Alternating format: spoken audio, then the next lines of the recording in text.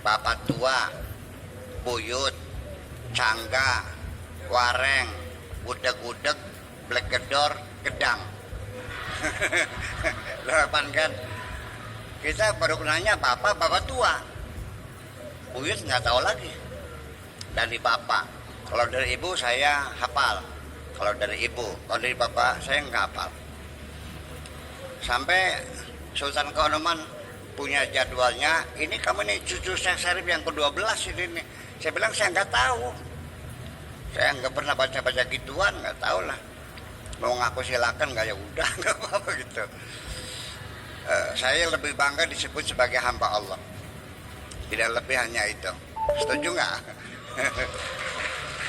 Pangkat yang paling hebat adalah hamba Allah. Tidak ada yang lebih dari itu. Nah, kemudian ternyata bahwa orang Arab yang hidup sezaman dengan Nabi, yang bermain bersama, yang tahu sifatnya, tahu akhlaknya, semua menjadi saksi mata bahwa Nabi itu Muhammad Al-Amin. Julukan Al-Amin adalah mereka yang memberi. Kalau sekarang namanya pemuda tersanjung. Pernah nonton sinetronnya Tersanjung? Nah itu kan, tersanjung Muhammad Al-Amin.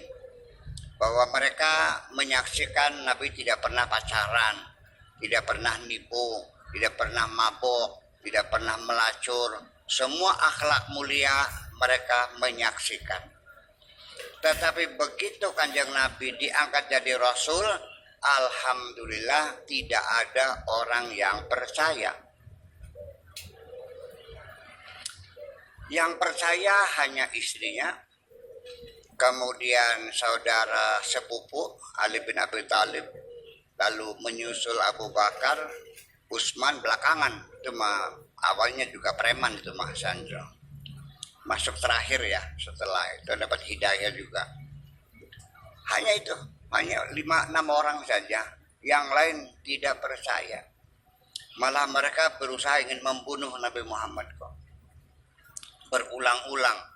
Dari mau dijatuhi batu dari atas sampai diracun, mau dikeropok bersama-sama, ya akan dibunuh berulang-ulang dan selalu selamat. Mereka orang Mekah yang menyaksikan kejujuran Nabi, kebenaran Nabi tetap tidak percaya. Sampai Nabi Muhammad sendiri berupaya untuk meyakinkan mereka. Kadang-kadang juga mungkin tidak sakit hati, cuma barangkali kesel lah. Iya, kecewa. Ini orang gimana sih? Diomongin tiap hari kok nggak mau paham juga. Nah, ketika dia sangat menyesal sekali, malah ditegur oleh Allah. Bismillahirrahmanirrahim. Fala'allaka bakhi'un nafsaka ala atharihim in lam yu'minu bihadzal hadithi asafa. Engkau bisa menghancurkan dirimu sendiri melihat perilaku mereka gara-gara mereka tidak percaya dengan ucapan-ucapanmu. Gak usah bersedih hati.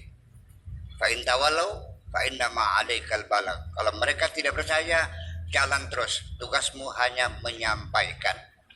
Wa man syaa'a falyu'min wa man syaa'a falyakfur. Ngantel serok beliau wis. Teman-teman, percaya silakan gak, ya udah.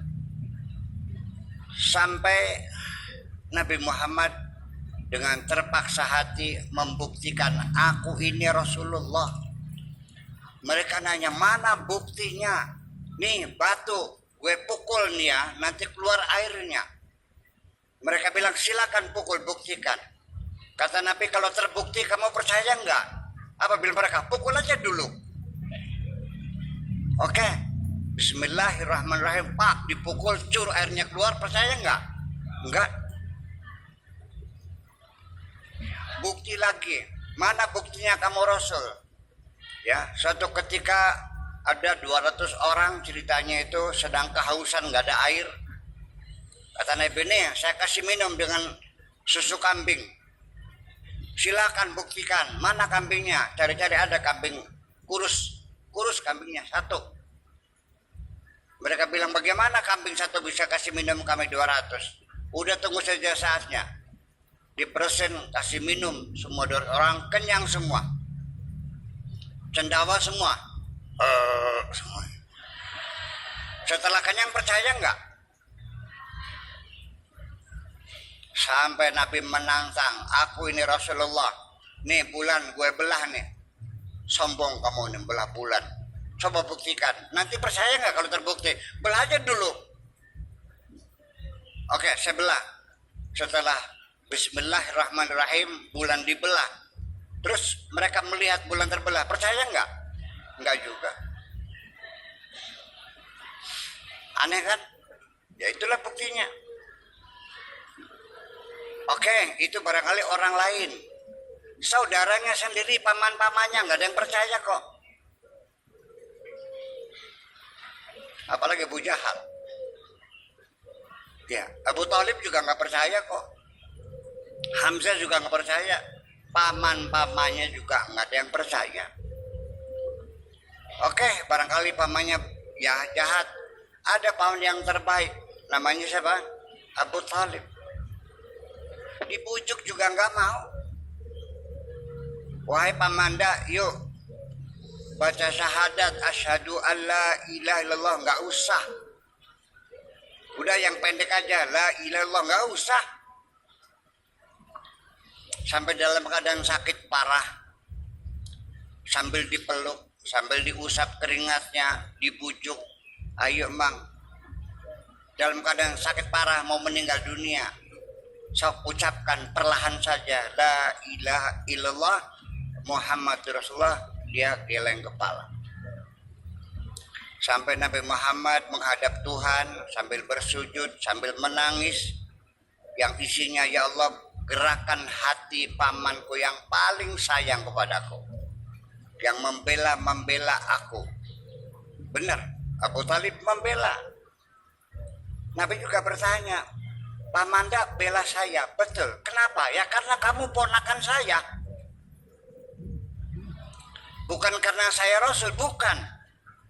Karena kamu ponakan saya, kamu anaknya adik saya. Terus gimana?